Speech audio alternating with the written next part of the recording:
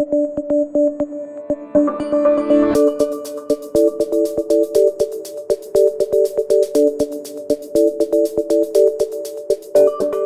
know, Wayne, we have many clients wanting to know what their rate of return is going to be, and I even have friends and relatives saying, what should I invest in, and what kind of rate of return am I going to get? And I never know how to answer them because I can't predict the market.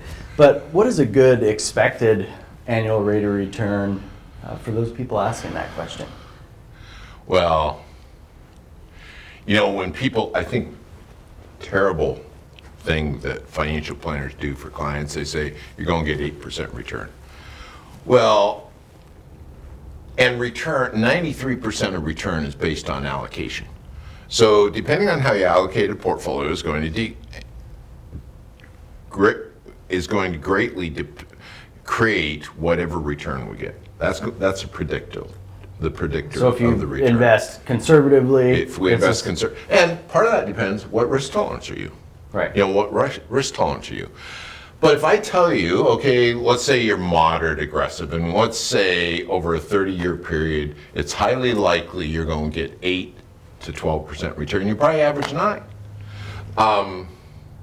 You'll never get 9. Not 1 year will you get 9. Sometimes you get minus 12, sometimes you get plus 30, and when you get minus 9, you're looking at everything, because there's always something doing well. You're looking at everything that's going to do great, and you say, I want to be there.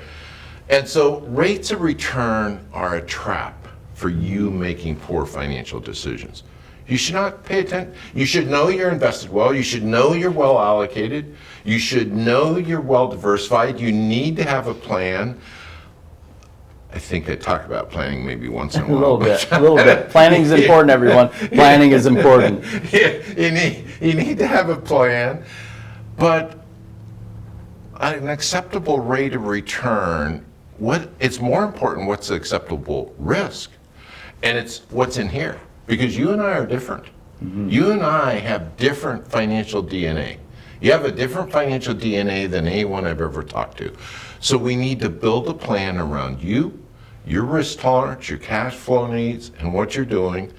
And then, yeah, there's a probable return, but I never talk to my clients about return, because are we on track is what's important.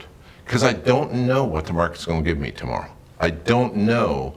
And well-diversified portfolios are going to be the most predictable long-term, but they're the hardest to live with because they're never best. And I think that one thing we can agree on is that the probability of success over a 30-year period is where we should be measuring, because we're planning for long-term, not short-term. We are, absolutely.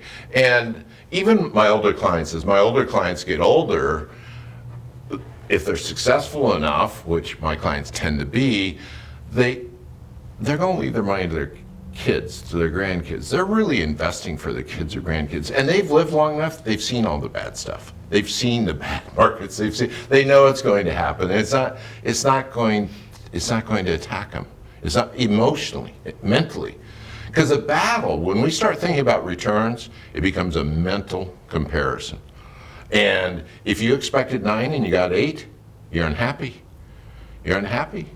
And 8's probably very good in maybe today's market, depending on your risk tolerance. And so I would try to get people to not focus on return. Focus on risk tolerance. What's your risk tolerance? Focus on predictability of the return. What's the predictable value of your portfolio? And then focus on long-term goals, because your long-term goals is what should drive everything. That's who we are. That's where we're trying to get. And we're just taking these resources and trying to get down the path to where we're headed. And so there is no acceptable return. I mean, for a really conservative client, maybe 4 or 5% is, but there's That's hard to predict even. It's impossible to predict. And there's lots of choices on how you get a conservative client to be comfortable with what they're doing. So if I'm hearing you correctly, every client is different. They each have their own DNA when it comes to investment and how they should invest and their risk tolerance. So it's hard to just put a number on it. It's hard to do that. You work with my clients' portfolios. Yes. How many of my clients' portfolios are the same? They're all different. They're all different. Yep. Every one of them, because those clients have their own unique financial DNA. They have their own risk tolerance. They have their own cash flow. They have their own, and it's usually two of them, and each of them are the spouses. They're each different. And financial planning, part of the magic of financial planning is taking those two people and finding an answer that gets the two of them comfortable with where we're going, the path that we're taking. So it's really about the path. Don't worry about the return, or return's history. I'm not worried about history. I'm worried about how we're going to get there. I'm worried about the path. Where are we going? Looking forward. So let's find a great path to success.